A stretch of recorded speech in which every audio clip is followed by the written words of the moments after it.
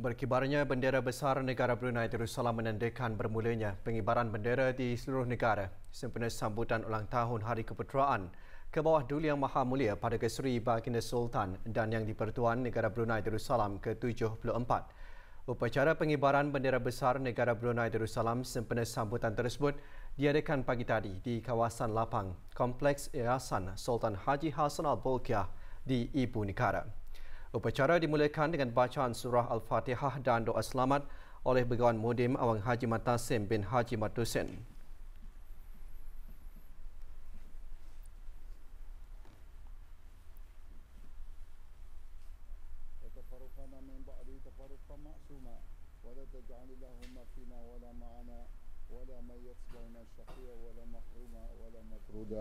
ربنا آتنا في الدنيا حسنة وفي الآخرة حسنة وقنا عذاب النار وصلى الله على سيدنا محمد وعلى آله وصحبه وسلم والحمد لله رب العالمين.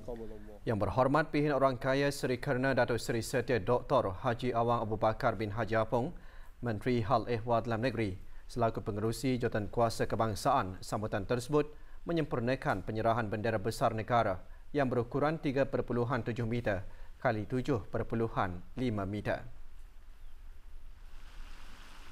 Rakyat dan penduduk di negara ini. Seterusnya lagu kebangsaan negara Brunei Darussalam, Allah Peliharakan Sultan, dimainkan.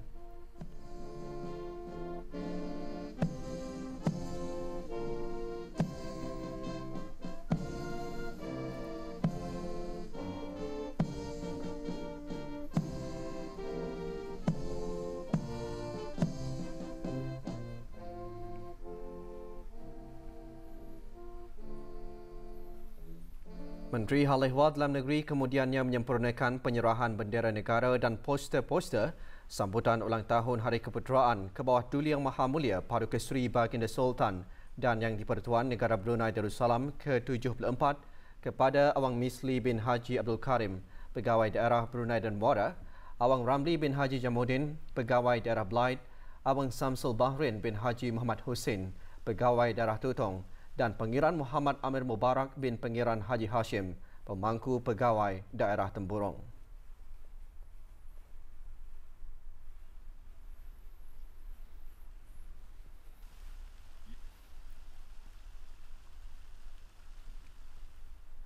Bendera besar negara Brunei Darussalam ini akan berkibar megah di pusat Bandar Seri Begawan sehingga 22 Julai 2020. Mulai hari ini juga sehingga 22 Julai 2020, pengiran-pengiran dan mereka yang dikurniakan gelaran dikehendaki menaikkan dan mengibarkan bendera peribadi masing-masing.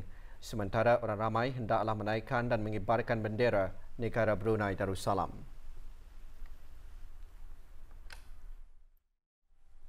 Selesai upacara pengibaran bendera besar negara di Ibu Negara, upacara menaikkan dan mengibarkan bendera negara sempena sambutan ulang tahun Hari Keputeraan ke bawah Duli Yang Maha Mulia Paduka Seri Baginda Sultan dan Yang di-Pertuan Negara Brunei Darussalam ke-74 juga diadakan di keempat-empat daerah. Bagi daerah Brunei dan Muara, upacara diadakan di kawasan letak kereta Jabatan Daerah berkenaan. Awang Misli bin Haji Abdul Karim, Pegawai Daerah Brunei dan Muara, menyerahkan bendera negara kepada Dayang Haji Nurlia binti Jikula, Setiausaha Tetap Dasar dan Fiskal di Kementerian Kewangan dan Ekonomi yang kemudian menyerahkannya kepada para anggota pasukan polis di Raja Brunei untuk dikibarkan. Majlis diikuti dengan pengagihan bendera-bendera dan penyampaian sijil penghargaan kepada penghulu-penghulu, persatuan-persatuan, pihak-pihak swasta dan pertubuhan bukan kerajaan NGO.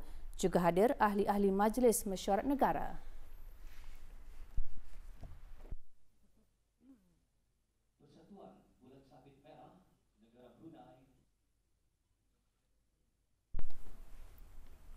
Di daerah Belaid, acara diadakan di Taman Persiaran Menara Cendera Kenangan, Jalan Sungai Kuala Belaid. Bendera negara diserahkan oleh Awang Ramli bin Haji Jamuddin, Pegawai Daerah Belaid, kepada Awang Muhammad Rosli bin Haji Ibrahim, Setiausaha Tetap Kementerian Hak Ehwal Agama yang kemudian menyerahkannya kepada para anggota pasukan polis di Raja Brunei untuk dikibarkan. Majlis diikuti dengan penyerahan kepada penghulu dan pemangku-pemangku penghulu mukim di daerah berkenaan. Juga hadir ahli-ahli Majlis Mesyuarat Negara.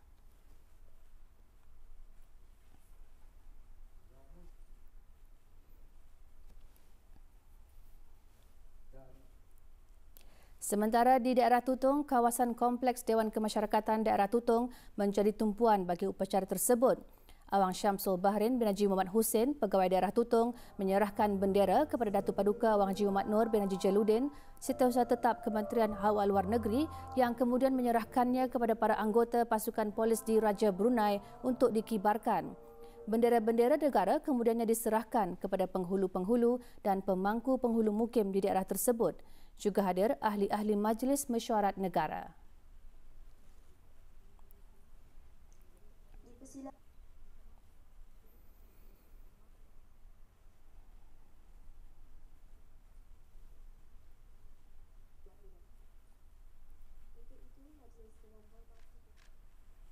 Kawasan lapang pentas perayaan Pekan Bangar pula menjadi tumpuan acara di daerah Temburong. Pangeran Muhammad Amir Mubarak bin Pangeran Haji Hashim, pemangku Pegawai Daerah Temburong, menyerahkan bendera negara kepada Awang Haji Muhammad Nazri bin Haji Muhammad Yusof, Setiausaha Tetap Kementerian Pengangkutan dan Infokomunikasi yang kemudiannya menyerahkan kepada para anggota pasukan polis di Raja Brunei untuk dikibarkan. Majlis disusuli dengan pengagihan bendera negara kepada penghulu-penghulu mukim di daerah berkenaan. Juga hadir ahli Majlis Mesyuarat Negara.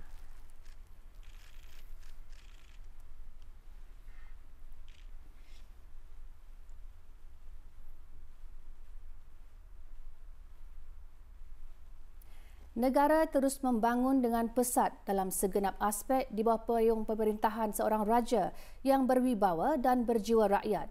Berkat kepimpinan berjaksana dan pandangan jauh ke bawah Duli Yang Maha Mulia, Paduka Seri Baginda Sultan dan Yang di-Pertuan Negara Brunei Darussalam, rakyat dan penduduk di bumi Darussalam ini dapat menikmati hidup dengan selesa, sejahtera, aman dan damai. Justru rakyat dan penduduk negara ini wajar mensyukuri nikmat tersebut dengan menumpahkan taat setia yang tidak berbelah bahagi ke hadapan Majlis Baginda. Alhamdulillah, sepanjang pemerintahan ke bawah Duli Yang Maha Mulia Paduka Seri Baginda Sultan dan Yang di-Pertuan Negara Brunei Darussalam, projek-projek telah banyak dilaksanakan, memberi impak yang besar dan menaik taraf kehidupan rakyat dan negara. Baginda ke bawah Duli Yang Maha Mulia telah berjaya menanai amanah Allah ini dengan melaksanakan dasar negara, memelihara keamanan, ketenteraman, keamanan negara Brunei Darussalam. Sikap Baginda yang bertanggungjawab dan bijaksana dalam mengendalikan pentadbiran negara Brunei Darussalam ini membolehkan negara kita ini bergerak maju seiring dengan perubahan teknologi. Negara terus mencatatkan tiada kes jangkitan baru COVID-19. Ikuti perinciannya selepas ini.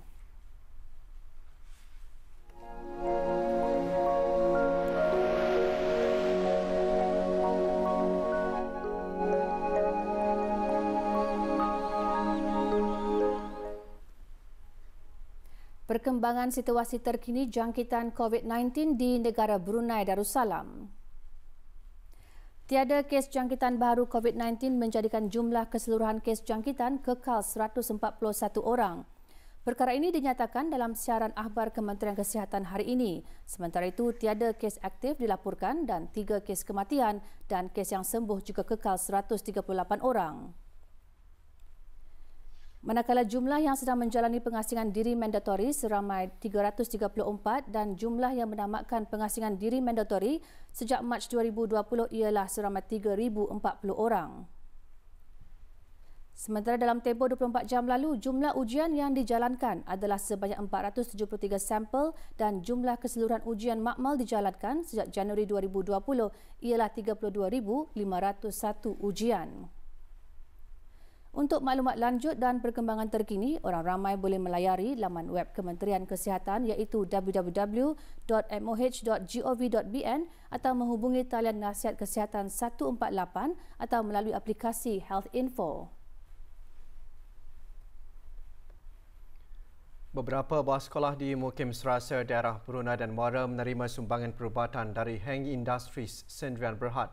Sumbangan berupa 10,000 sungkup muka, 1,000 pasang sarung tangan plastik dan 3 alat suhu badan diserahkan oleh Pengiran Yura Masrani Wati binti Pengiran Yura Perkasa, Eksekutif Perhubungan Korporat Heng Industries.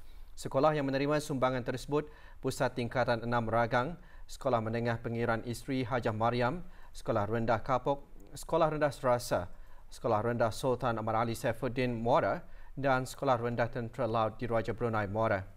Hadir yang berhormat Pengiran Haji Muhammad bin Pengiran Haji Osman alias Othman, Ahli Majlis Mesyuarat Negara. 10 orang pelajar pengambilan kohort pertama berjaya menghasilkan beras sembada 188 menerusi projek Livewire Agrobiz. Beras sembada 188 yang dihasilkan adalah bebas racun serta menggunakan bungkusan kedap udara. Pelancaran beras sembada 188 diadakan pagi tadi. Dr. Haji Azman bin Ahmad, Setiausaha Tetap Pengajian Tinggi Kementerian Pendidikan menyempurnakan pelancarannya.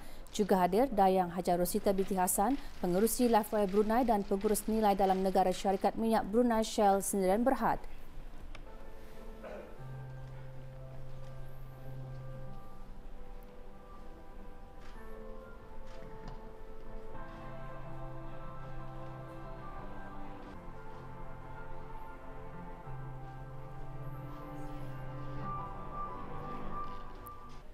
Majlis diselajurkan dengan penyampaian beras sembada 188 dari Agrobiz kepada Dr. Haji Muhammad Zamri bin Jusabli, Ketua Pegawai Eksekutif IBTE.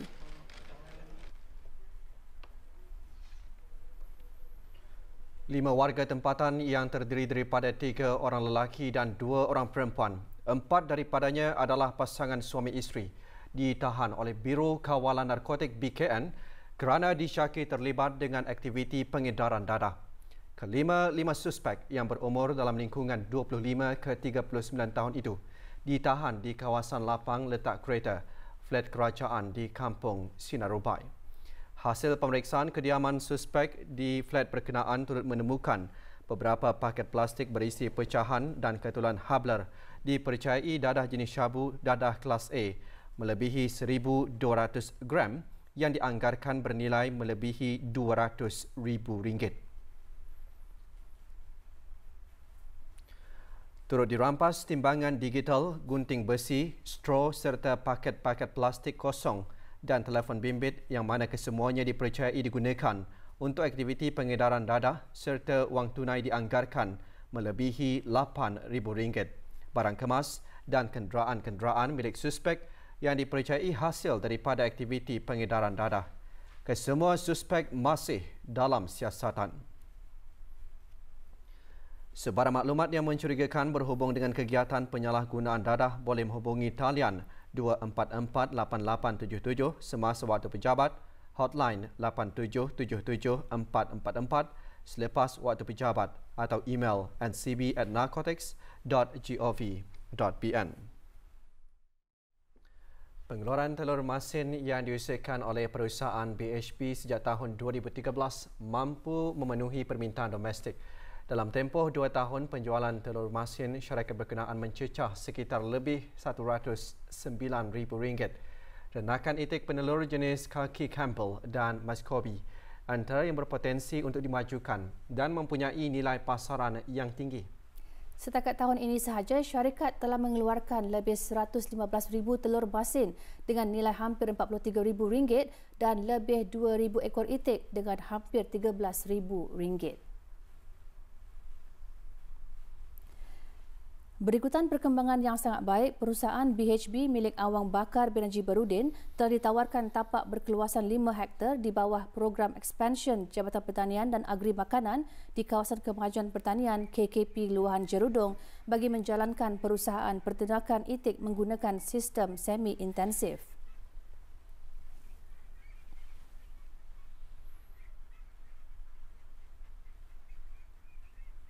Di sini kami ada 9 buah raban dan sekarang kami menggunakan raban passion semi-insentif, iaitu berkurung tapi bukan itu low insentif. Dia masih boleh berjalan.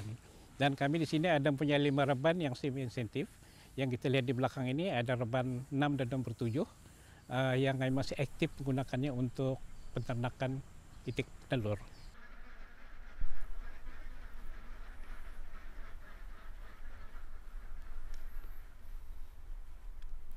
Produk utama syarikat ialah pengeluaran telur masin selain menjual itik hidup dan sembelih. Itik yang dipelihara termasuk itik jenis Malad, Peking, Muscovy dan kaki Campbell. Semua hasil pengeluar telur itik dijual terus dari ladang.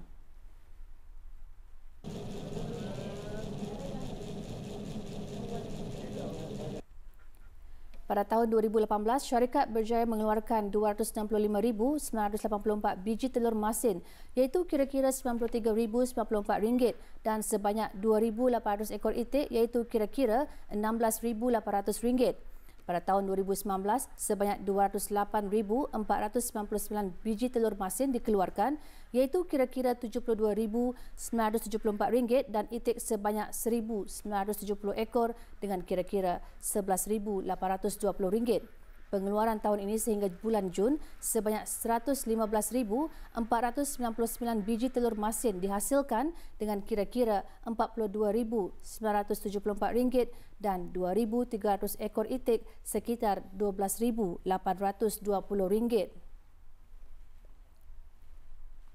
Syarikat ini mula memasarkan penjualan telur pada tahun 2014 iaitu sebanyak 73,695 biji telur masin sekitar RM22,108 dan 500 ekor itik sekitar RM3,000.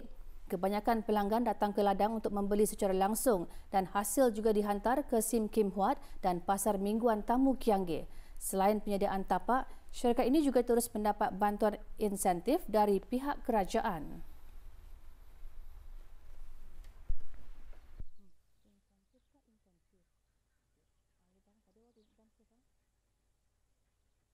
Bagi pihak perusahaan BHB, ingin mengucapkan jutaan terima kasih kepada Kerajaan Kebawah Duli Yang Maha Mulia Seri Paduka Baginda Sultan dan Pertuan Negara Brunei Darussalam melalui Kementerian Sumber-Sumber Utama dan Pelancongan dan khususnya kepada Jabatan Pertanian dan Agriculture Brunei Darussalam yang mana telah memberi bantuan yang banyak dalam perkembangan pemeliharaan itik-itik kami di sini.